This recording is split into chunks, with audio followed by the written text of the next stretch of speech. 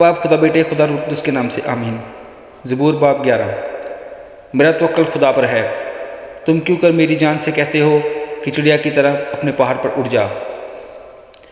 क्योंकि देखो शरीर कमान खींचते हैं, वो तीर को चिले पर रखते हैं ताकि अंधेरे में रास दिलों पर चलाएं।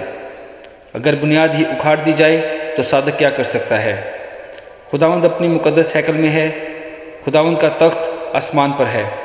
उसकी आंखें बनी आदम को देखती और उसकी पलकें उनको जांचती है। खुदावंद सादक को परखता है, पर शरीर और जुल्म दोस्त से उसकी रूह को नफरत है।